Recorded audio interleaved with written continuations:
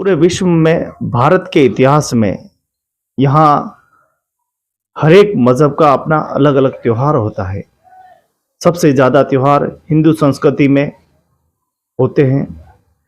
हिंदू त्योहार जब भी आते हैं तो बहुत ही सनातन संस्कृति के साथ मनाए जाते हैं।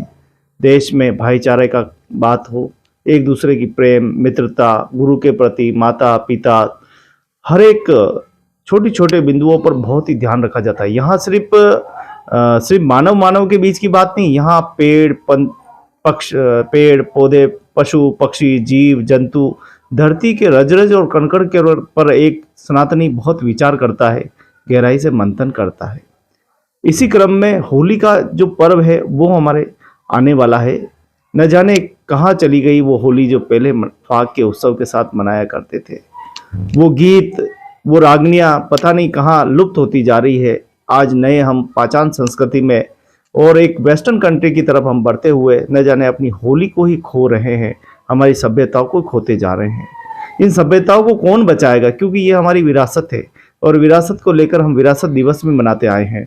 आज हमारे इसी सवालों के जवाब लेकर आज हम पहुँचे हैं नगर के हमारे बहुत ही प्रबुद्धजन और एक अच्छे धार्मिक और एक सनातनी हैं विनोद जी राठौड़ साहब। नाम ही काफ़ी है, मामा जी के नाम से प्रसिद्ध है।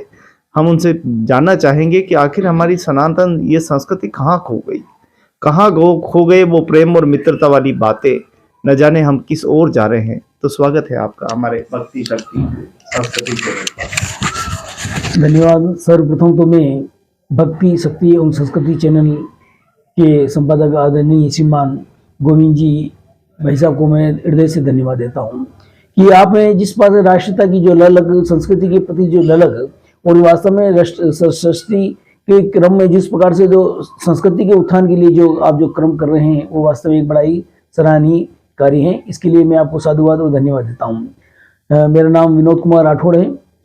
कि जैसा कि आपको विदित ही है कि होली का पर्व जो मनाया जाता है, होली का पावन पर्व अपने आप में एक वैदिक संस्कृति के आधार पर हम देखें एक नवषष्ठी पर्व के रूप में मनाया जाता है।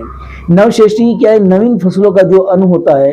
पहले हमारे जीवन में ये कहा था अदम राष्ट्राय इदम न मम, ये मेरे लिए नहीं, मैं परोपकार के लिए है। तो पहले हम उसका सेवन न कर राष्ट्र को समर्पित करते हैं, जो उसके लिए हमारा इदम न मम का प्रयोग होता है। ये नवषष्ठी पर्व होता है। और साथ ही क्या ये होली का जो पावन पर्व होता है रंगों का उल्लास का एक उत्सव का रूप का स्वरूप लेता है।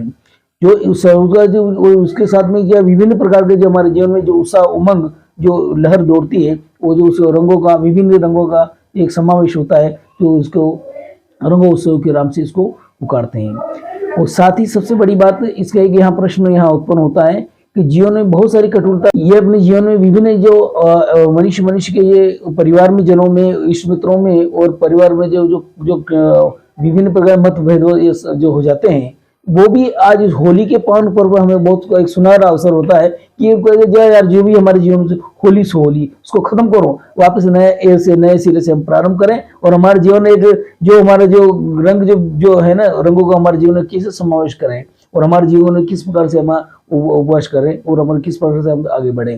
क्योंकि हमारे जीवन में वास्तव में एक परिवार में एक मतभेद हो जाता है, वो वापस जीवन में आता नहीं। एक होली का पावन पर्व भी ऐसा है कि जो हम इसको रंगों का एक समीकरण बैठा के आत्मीयता से गले लगकर हम इसको अगर मिटाया जा सकता है। इसलिए हमारे जीवन में कभी ऐसी बात हो जाए एक दूसरे तो क्या होली से होली उस बात को खत्म करो और नए से एक जीवन से हमें प्रारंभ करो, हमेशा आ रहे।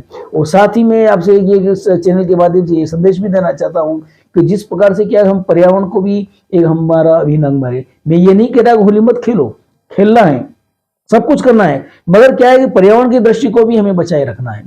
क्योंकि आज जो मनुष्य जिस प्रकार से अभी जैसे पानी की समस्या जिस प्रकार से आती है उसको भी आपको खेलना है, मगर क्या है अपने समन्वय के हिसाब से खेलना है, अपने उसको दृष्टिगत करते हुए देखना है। और तो पर्यावरण की दृष्टि से जो पेड़ को जिस प्रकार से जो क्षत विक्षत हो रहे हैं, बहुत सारे जो टूटे हुए पेड़, जो मुरझाए हुए पेड़, उसको तो आप इस्तेमाल कर लो, मगर जो हरे पेड़ों को अपन नहीं काटे। क्योंकि पर्यावरण को शुद्ध करने के लिए, पर्यावरण को आगे बढ़ाने के लिए, वातावरण को शुद्धिकरण के लिए पेड़ अपना जितना महत्वपूर्ण अभियान है जो प्रदान करते हैं वो उसमें कोई सर्वोपरि इसमें कोई खुदा नहीं है, तो हमें उनको भी रक्षा करनी है।